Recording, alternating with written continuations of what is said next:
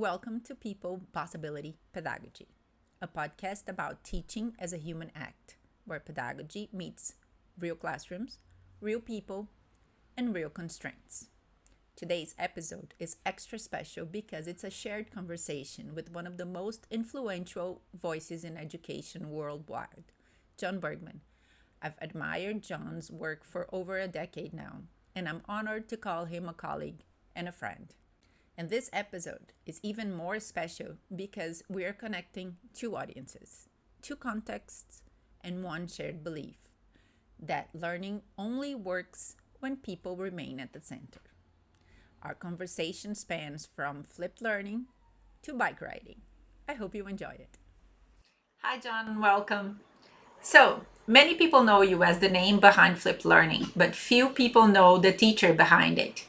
So, what did you notice about students that the traditional instruction wasn't honoring?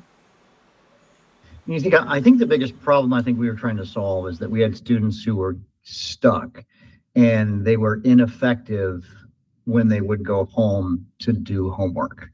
They would go home and they just couldn't do it. And so then what would happen is the kids would, call a friend, which is fine, or they would cheat and then come in and do things that they hadn't really understood. And so we're trying to help kids who they kind of needed a tutor, but I couldn't be at their house when they needed the help. And so the big idea of flip, let's do the hard stuff in class where the teacher's present.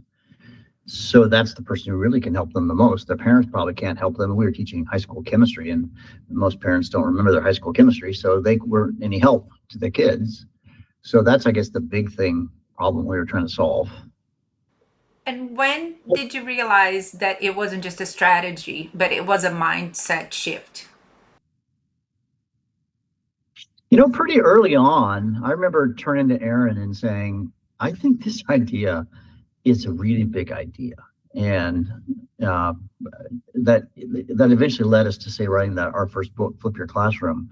And, then when that exploded, maybe the point where I feel like it was an idea, it really had legs, is that we invited ourselves to the ISTE conference. It's a big ed tech conference. And when we reached out to the people at ISTE, they said, hey, the date for submissions is over. And then we just quickly, in like 5 sentences, shared our idea, said, hey, this is what we're thinking about. This is what we're doing. And they contacted us back and said, we're going to waive this and we're going to have you come out here anyways.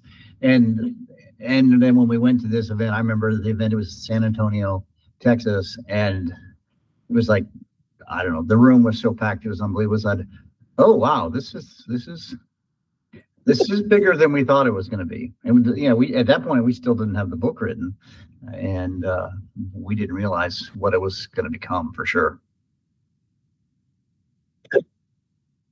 What I love most about your work is that flipped learning was never the end goal, right?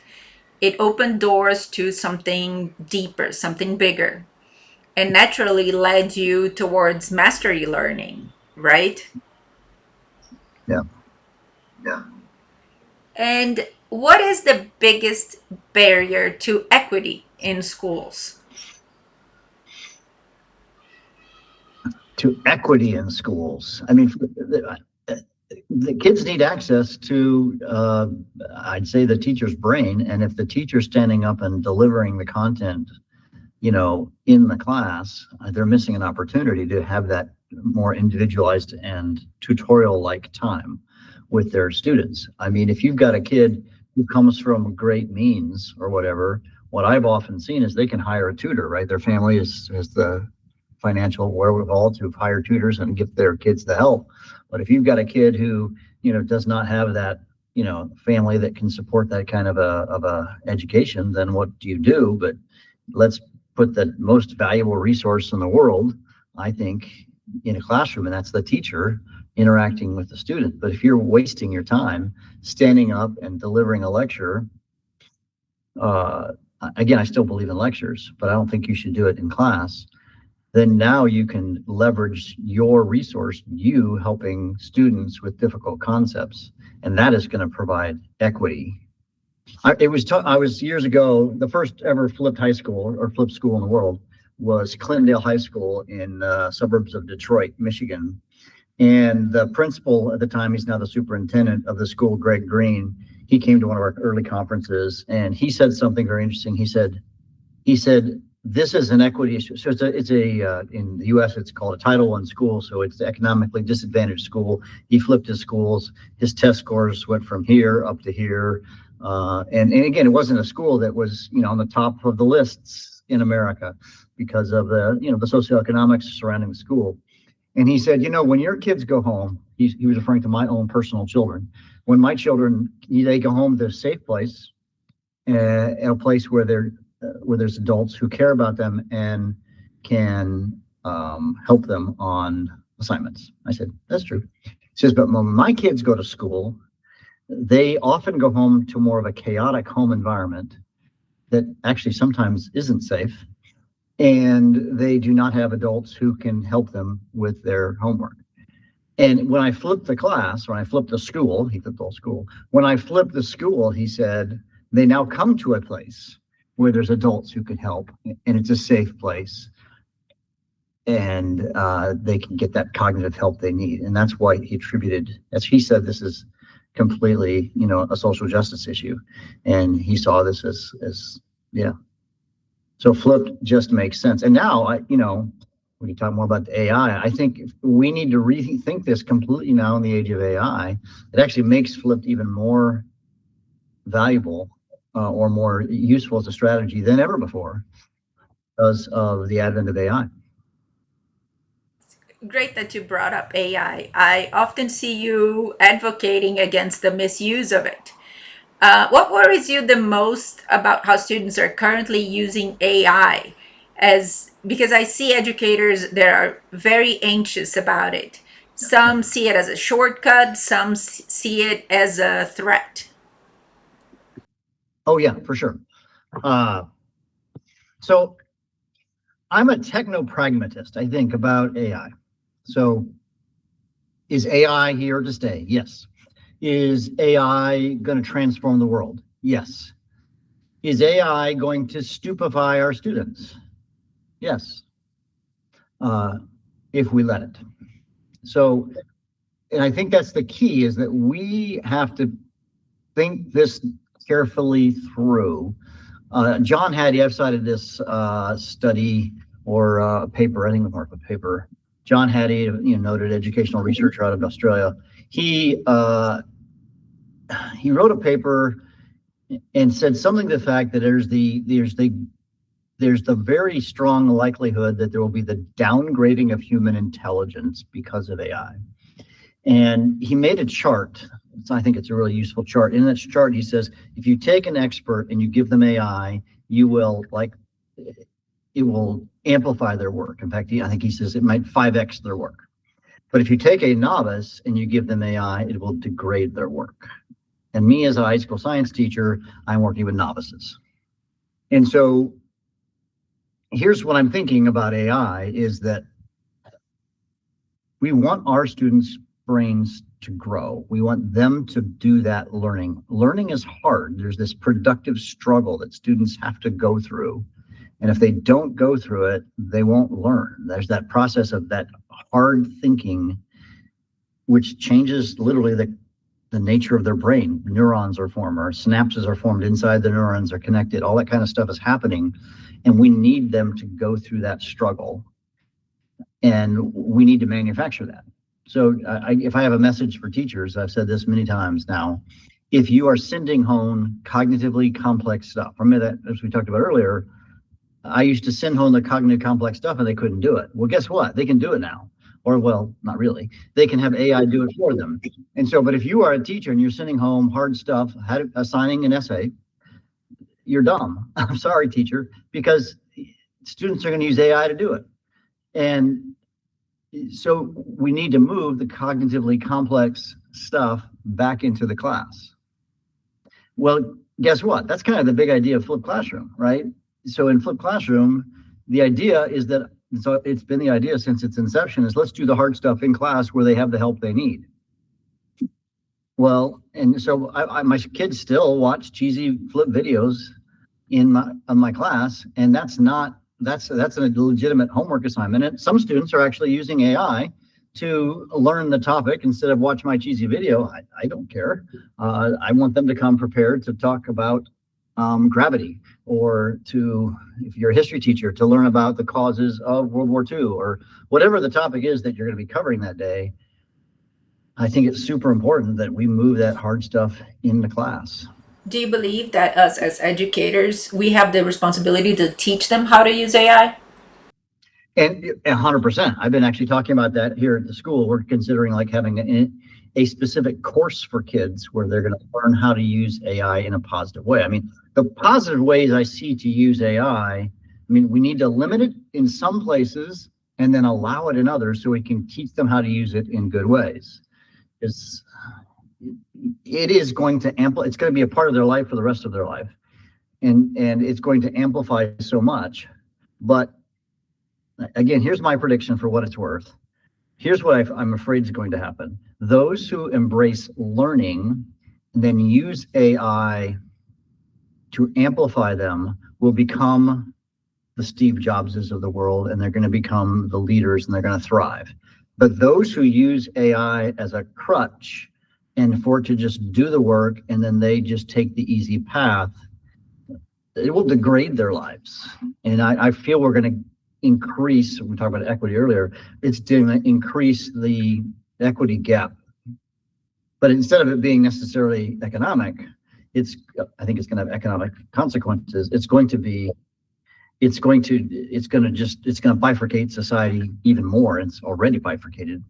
So that's my fear going forward. You know, I have a son who works with developing AI, right? And a few years back, I think he was an undergrad still, like this was 3-4 years back. And I saw him doing homework, and instead of asking for answers, he would like prompt, like, I have difficulties in this problem, teach me how to solve it without giving me the answer. And I thought that was really amazing. It blew my mind because I saw something there. If we can teach students how to use this to actually Right. be an aid, and not as cheating, but as something that can help them learn, it is a great tool. It's revolutionary. Right. I mean, there was like these agentic browsers. I'm talking to you right now in Comet. You know, Comet is an agentic browser, and I tried this. I was at this symposium in New York City, and somebody introduced Comet to me, and I opened up my online portal, Brightspace, and I opened up the assistant button, and I said, "Take this test." And it was in my portal, and it went through, and it went and it looked at each question, and then boom, boom, boom, answered every question, got 100%. You know, there's no learning there. Say, take this test and submit the answer. There's no learning. So, I mean, you can go into Canvas or whatever online portal you've got, and you can say, look, see if there's any homework that I have, and do it for me, which includes like discussion forums and posts. I don't know if you saw this, but I wrote a piece, or actually a podcast about, basically, I think online learning is dead. I just don't know how you're going to do online learning, because if you're doing in some kind of a LMS or something like that, you can simulate that you're actually working, and no one will ever know. I don't know. I'm worried about that. I just had a conversation with some students, college students, who just had come back to visit with me. I teach the high school, and they're former students here, and I was asking them how things went, and one of them said, "Well, we're doing a lot of these online tests, and there's no." Basically, they could just have AI helping them, and it's a joke. So everyone's getting hundreds, but no one's learning. So I worry that colleges are not ready for this. So actually, not just colleges. I don't think educators are ready across the board. K-16, right? I'm glad you brought up higher education. This raises two questions on my end. First is that I'm in college. I'm a PhD candidate, right? And I still see higher education professors teaching like they did 20, 30 years ago, reading through PowerPoint presentations with no regards about engaging students. I actually had this one teacher who just simply opened up a book and started reading in class. And I was so offended because this was the required reading for that day. And I mean, what kind of teaching is that? This is a teacher who is teaching other people, graduate students to be future teachers. So they have no interest in engagement, student engagement. They have, they think that active methodologies don't apply to them. So one question is about that. And the other one is that they are aware of AI, they are aware of AI usage. They still request simple essays from students as final papers and come and laugh it off. Oh, yeah, my undergrads all got 100% on their final papers. They all used AI. I think it's just, it's an absurd. Yeah, I don't know if I have an answer for colleges. I fear for colleges across the globe.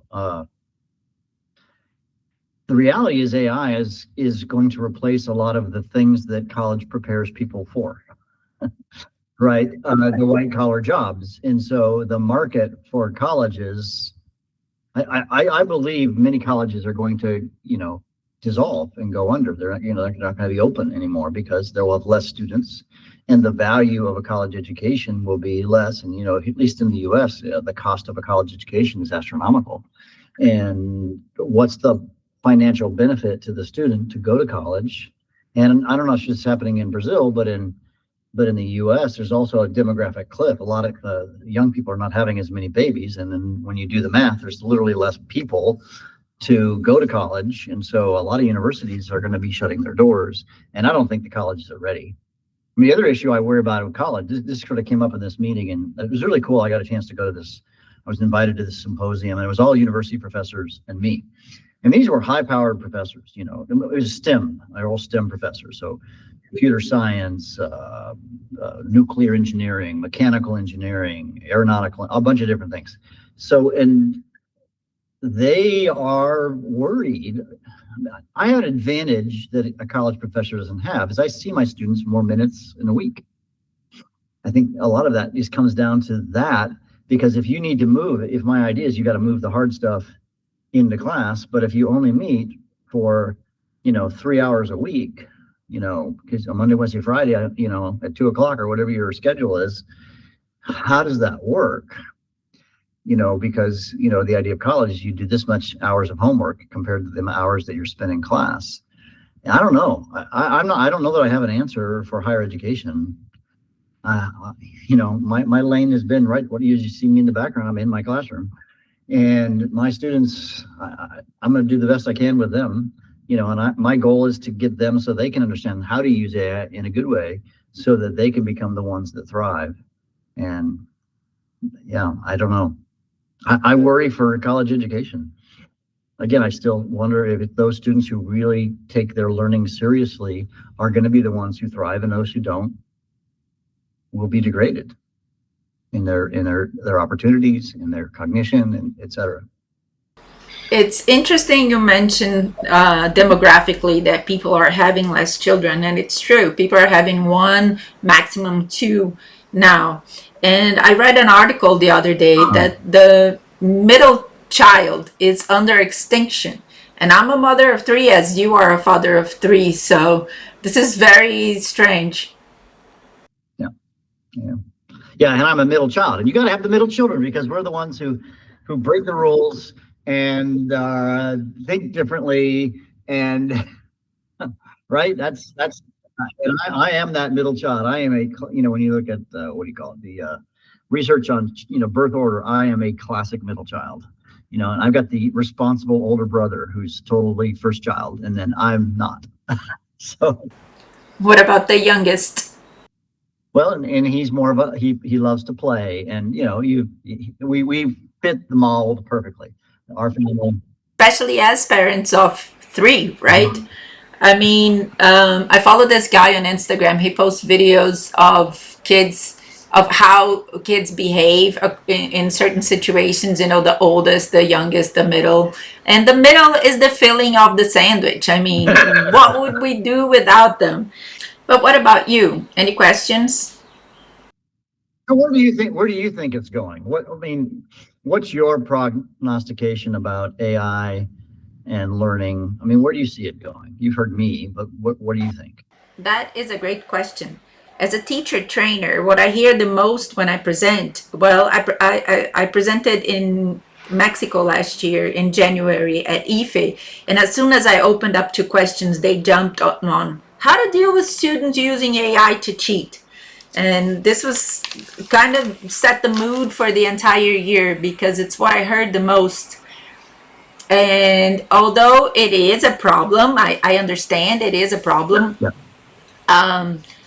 I think it is our job as educators to teach students how to use AI, but the biggest problem behind that is that teachers themselves don't know how to use AI. So it's one of those issues, like what comes first? Now, who do you teach first, the teacher or the students? I mean, it's one of those eggs and chicken situation, where to start, how to go about this. Yes, I mean, one of the guys at the conference, Robert Talbert, professor in Michigan, who also wrote the kind of the greatest book on flipped learning, honestly, flipped learning for higher education. He's doing the follow-up. He was at this thing. And something he said that made a lot of sense to me is he says he's committing himself to spending a half hour a day playing with AI. So just he can upskill and be prepared. And, just sometimes it's reading about AI from some newsletter, or sometimes it's using an AI model to try and do this. And even as before our conversation, I was trying to create an app using AI. So I don't know how to code. I don't want to know how to code, but I have an idea for an app. So it's like, let's see right now. So it's working in the background right now on my computer. There's this free tool. I said, one of my newsletters that I read said, hey, this thing will create apps for free. And I said, all right, let's go. Let's see how, so I'm just playing with it. Whether it ever turns into anything, I don't know. But these are the kinds of ideas we need to be. It's that lifelong learner, right? And so few teachers, this is going to sound terrible, are lifelong learners. They learn their thing, but they're not really. Their thing, and then they stop. Yes, I understand. I love AI and I use it as my intern. It doesn't substitute me, it doesn't do anything for me, but it does all the petty stuff. Like, correct this, check this, format this. But it's got levels of expertise that I don't have also. So like, I don't know how to code. And in theory, this can create a rough draft of something that's a decent product. And then I'd have to go, if I like say I've got this app, and at that point, I'm going to have to find somebody who's a coder to take it to the next level. But boy, having the rough draft done isn't a bad idea, right? Or, for my consulting business, I've recently been asking AI to help me with marketing. I don't know much about marketing, and it's actually helped quite a bit. And I've been creating some video shorts that I've been posting on social media, and they've been that all came from me having conversations with ChatGPT marketing, because I'm not a marketer. I'm a teacher educator. That's my role. And it's like, all right, help me to do this. And what would you suggest? And the response has been amazing, actually, to these shorts. The number of hits and views is like, whoa, I didn't think that was wow. So it's doing jobs that I don't have the skill set for. I could have hired somebody, but I'm not made of money, and I don't know if it's it's really, but probably it's replacing somebody. I guess if I was well funded my consulting business, then I would have hired somebody to do this, and that would have been better probably. But man, for the cost of a ChatGPT subscription, it's very reasonable. So beautiful clap. So very recently I was talking to someone about you, and everyone is always amazed how you are still a teacher, how you went back to the classroom after living all that. So what made you go back to teaching? I honestly felt called to. So I was at a conference in Florida, 2019. Yeah, January of 2019. And I was starting to think about it. And, you know, I'd been traveling all over the world and doing the consulting gig, and that was great. I enjoyed it. There's no question I did. But I was at this conference and I was hearing the stories of these teachers. I had dinner with a bunch of flipped classroom teachers, and they were telling me their stories of what was happening in their classrooms. And I thought, I really missed that. And so then my wife and I went on a retreat in February of 2019, and 2 weeks kind of tried to disconnect. And I really felt that I needed to be back in the classroom. So this is 7 years back. If you look in the backdrop, you see me in my classroom. This is my classroom. And I'll have students here in, I don't know, an hour. And yeah, it's weird. Like, this is my 40th year in education, most of it being in a classroom, just like this. And some of my students have even asked that question, Mr. Bergmann, why are you still teaching? Couldn't you be doing other things? So they found out that I have this sort of other life. And I said, hey, I've been called to be here. So yeah, I don't know. It's good.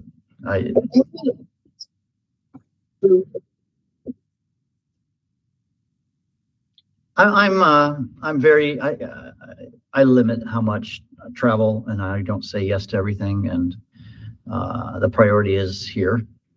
So I don't know. I come in early. I mean, I was the first car in the parking lot this morning at 6:15 in the morning.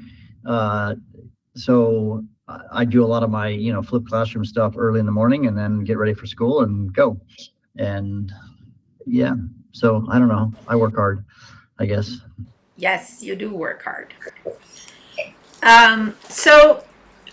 Most flipped and mastery conversations, I mean, people believe that most flipped and mastery conversations happen in well-resourced systems.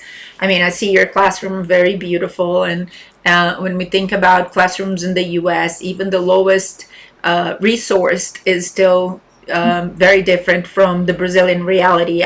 Although we do have beautifully set up schools, in the public system, we are still a little behind, or a lot behind, from the US reality, much like the global South in general. So, what misconceptions do you think educators have about implementing flipped learning in this resource limited context? And what actually matters about technology when implementing it? I push back on that because I saw it happen in the global South, in Argentina. So years ago, it's been now 8 years ago, I have to do the math, but whatever, something like that. I got invited to help with a project in Misiones, Argentina, right? So right on the border of Brazil and Argentina, and it's a very low income area of Argentina. And the Secretary of Education, he invited me to come and help them start a project on flipped learning, and the idea was to flip the entire province. And I visited for a week a whole bunch of different, not every, but lots of schools that they were going to start a pilot program in. And then they had created an app for like Android phones, because the kids had Android phones, where the kids could come to school and then like use Bluetooth because they didn't have enough internet like bandwidth purchased. And then they could download the videos to their devices, and they could use their devices even if they were just a relatively cheap Android phone. Anyways, they made it work, and they're still making it work. I mean, it's a going. I would look her up. What's happening in Misiones, Argentina, the province right now, and there's ways to figure it out. Is it harder? Yeah, but I mean, now we got AI. It's like, if you need to create an app for some Android phone, ask AI to make it for you so that you can Bluetooth when the kids come to school, so you're not using, their precious bandwidth. Because one thing I was surprised at is the number of under-resourced families who still had an inexpensive cell phone. So Brazil is one of the highest ranking countries in number of cell phones per person. So, I mean, everyone has a cell phone. Maybe not all the children, but it's everyone has it. So, going back to this being a mindset, do you think? But even though it is something that is, present among most of the population, there is still a lot of resistance from admin, especially admin, not the teachers, in using this as a resource, even at home, especially at home, and even during class time. Well, and again, it's that the idea that we've never done it this way before, therefore we can't do it this way. But my message to those administrators is the world has changed, and it's changed again with AI just in 2 years, 3 years since it really exploded, whatever it's been. You're only hurting your students by not preparing them for the reality of the world that they're going to live in. So stop it. I don't know.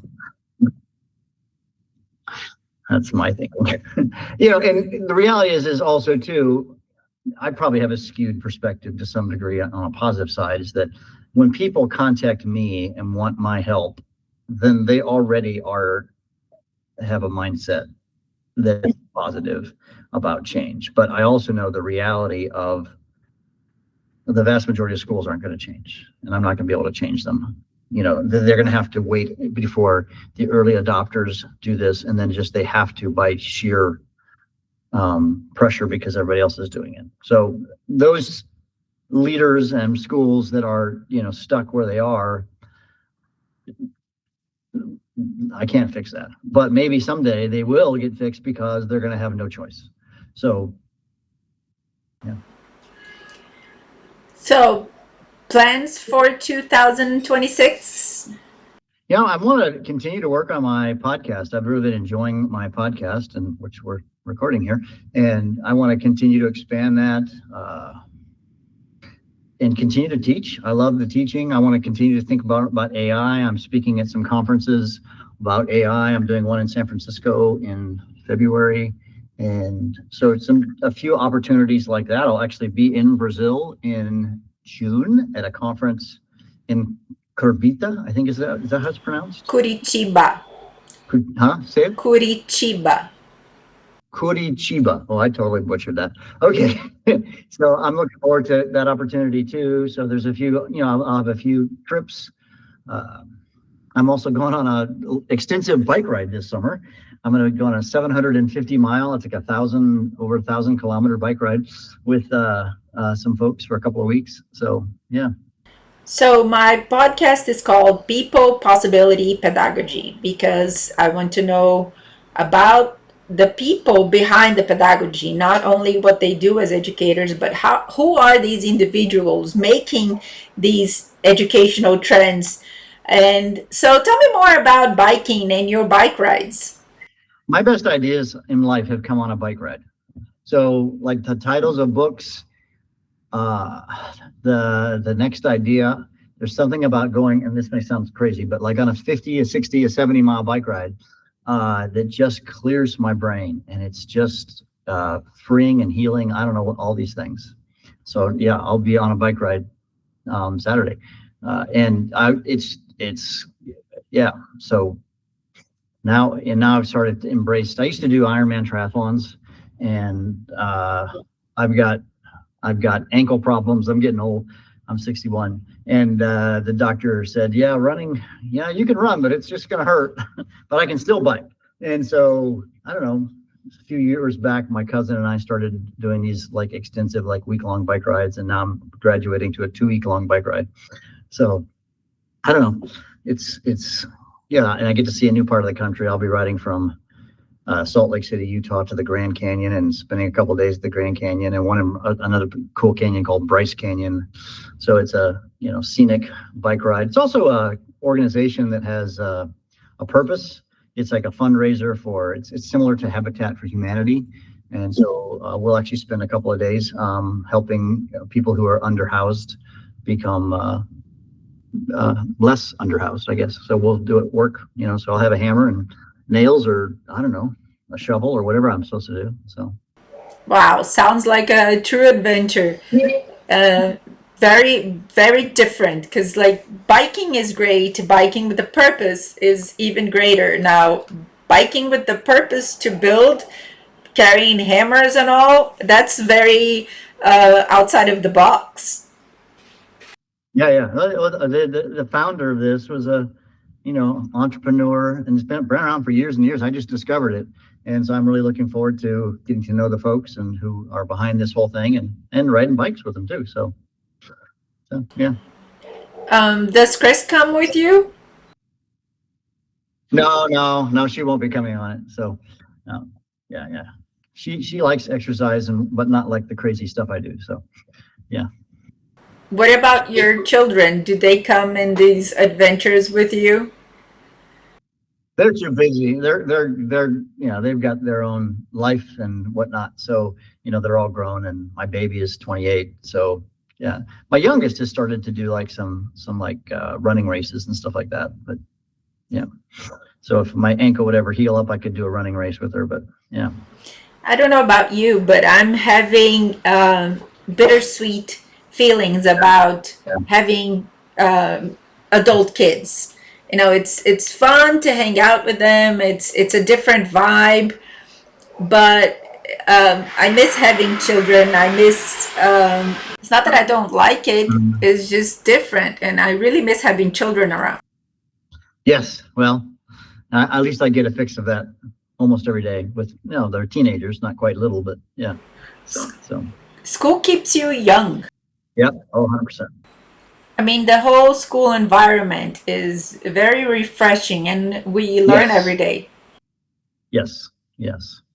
I 100%. That being around the teenagers keeps me young, and it keeps my brain working too. Because they're going to bring up stuff that's like, I haven't thought of that. No, yeah, and there's the banter that you can have with your students. That's a lot of fun. I mean, there's a lot of stuff that people are missing out who don't understand the beauty and the awesomeness of being a teacher.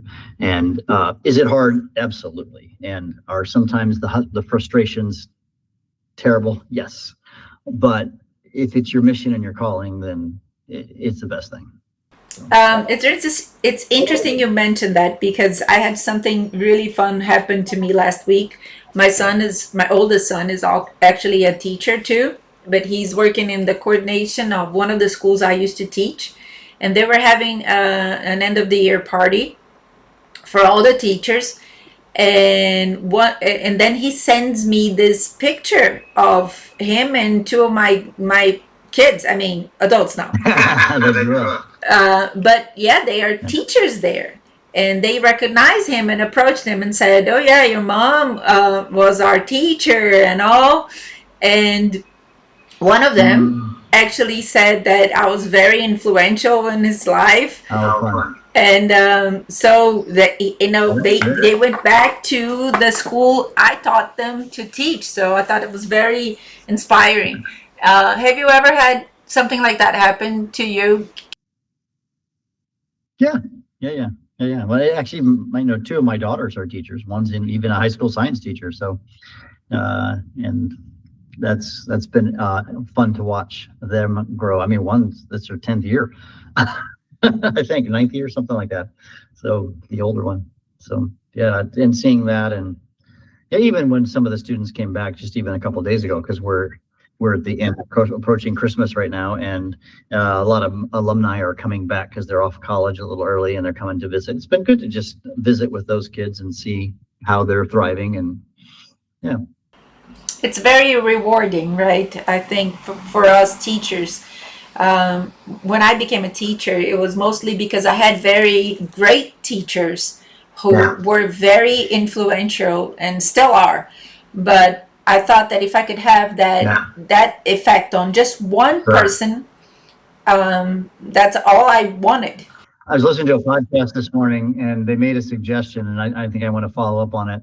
is they said, think about the person or some of the people who've made a big impact. It was a kind of a Christmas episode of the podcast, and thank them, because there's people. I've got a teacher in my life who made a huge difference in my life, and she was my high school chemistry teacher. I became a high school chemistry teacher, and so at one point I did get a chance to thank her, and in tears I thanked her. It was just a very powerful, meaningful phone conversation years ago. Actually, that happened. An interesting story. Remember I talked about how I was trying to decide what I was going to do we took that retreat in 2019.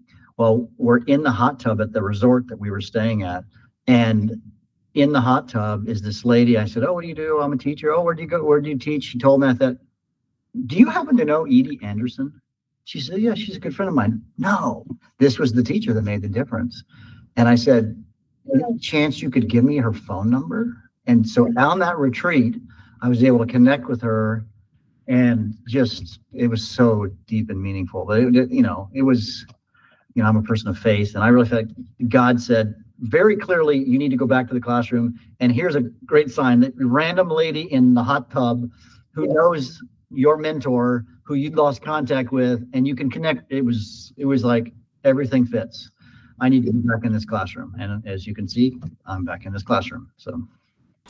And it is a very fun classroom, right? Yeah, in fact, you got the experiment set up behind us. So. Yeah, what is that?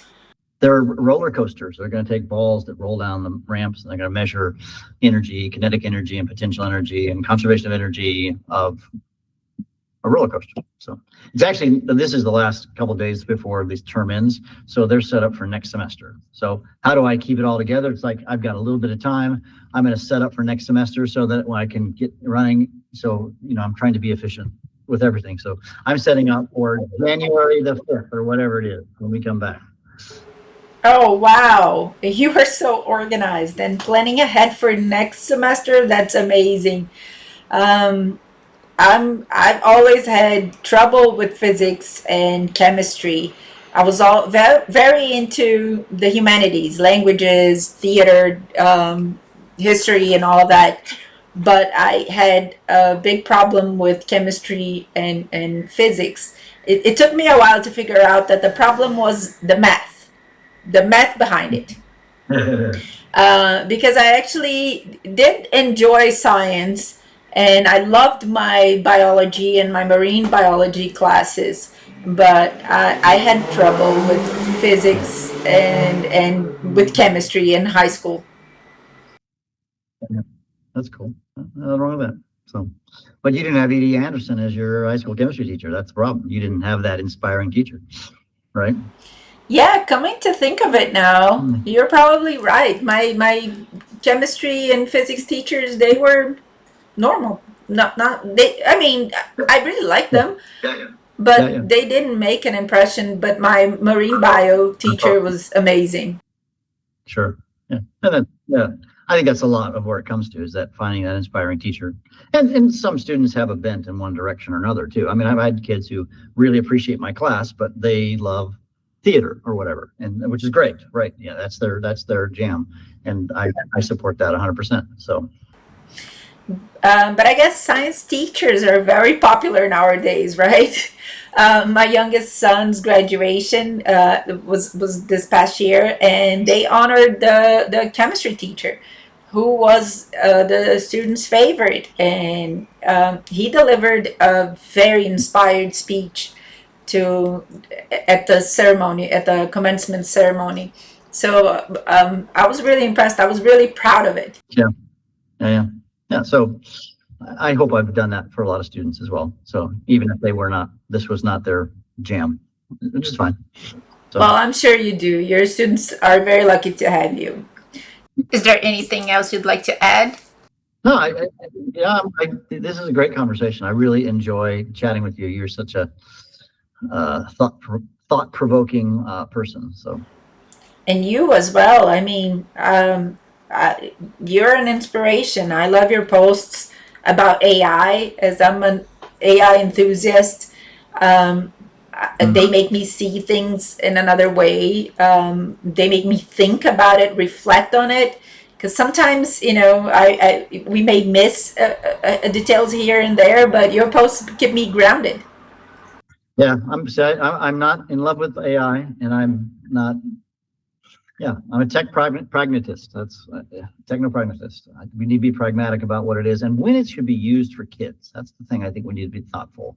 Like, it's okay to give adults certain tools, right? But students are different, young people, and their development matters. I mean, there are certain things, we don't let kids have access to until they're old enough, right? And to be on Facebook, you need to be 13. Right. So there's certain, say, media we kept our kids away from when they were younger because they were not developmentally ready for that media. And I think we need to think about that in terms of AI as well. And again, I'm not saying anti-AI, but there's got to be ways to think about it. I mean, the thing I'm most upset about, although I'm seeing some positive movement in this, is from a teenage perspective, is these AI chatbots, the AI boyfriends, that character AI and stuff like that. These are terrible ideas and a terrible use of AI. And they will only cause human suffering, I really believe, because I believe we were made for relationships with real humans, like we're having a conversation right now, even though we're not in the same physical space. It's with a real human. I'm not talking to a chatbot. And I fear these things will really cause much suffering. And so it's a terrible, terrible application of AI. But I know it's taking off like wildfire too. So that's the kind of a thing we need to protect our kids from. We know it's going to hurt them, and so we need to put some safeguards. Now, will some kids figure out ways to get around it? Of course they will, and I can't solve all those problems, but we could design the system so that it's really hard for them to have access to things that we know are going to harm them. As a matter of fact, my daughter-in-law just passed behind the screen here, and I was reminded of the conversation we were having the other day. She was telling me about her friend who's using ChatGPT as a psychologist. I mean, this girl is asking for advice on how to deal with her boyfriend and her relationship, and ChatGPT is actually giving her strategies like, give all his belongings back and do this and do that. I mean, I thought it was just absolutely crazy. I don't think that's a good idea. I mean, get a real psychologist, get a real human, right? There may be, I see a life coach once every week almost, but he's a real human. And he's been and changed my life in a lot of ways in a very positive way. But the idea of turning that over to a bot, oh my gosh, where are we headed? Those are the kinds of things that I think are very concerning with AI. We were designed, I really believe, designed for in-fleshed relationship with people, right? To have real relationships with real people. And if we get away from that, then we're getting away from who we were designed to be. And I would actually use a fancy word, ontologically. We are ontologically, that's how we are. That's the the study of what it means to be a human. And we need to be actual real humans. And to the degree that we go away from our ontology, what we're designed for, to that degree, we will not thrive. We'll suffer, honestly. And I want people to thrive. And most importantly to me, it would be my family and then my students, the people that I'm most closely connected to. I want them to be those. And so how do I help them? But I also, with weird platforms, I want the global them to not suffer. The people who are going to listen to this podcast, I want them to be ones who thrive as well. Yes, and as we mentioned before, it all goes back to learning how to use these tools for good, right? Well, this has been very inspirational. It's been an honor, Jon, to have you. It's always a pleasure to talk to you. I'm very humbled, and I learn a lot. So I thank you very much for your input and your time. And I hope to see you soon, right? You're coming to Brazil? Yeah, in Brazil in the fall or this summer, whatever summer. Yeah, my summer, your fall. spring, something like that. It just tumbled in my head. In June. Well, close enough to winter for us. For May, something like that, whatever. So I thank you once again. Awesome. This was perfect. Yeah. And I hope to see you soon. All Bye. right. All right. Bye.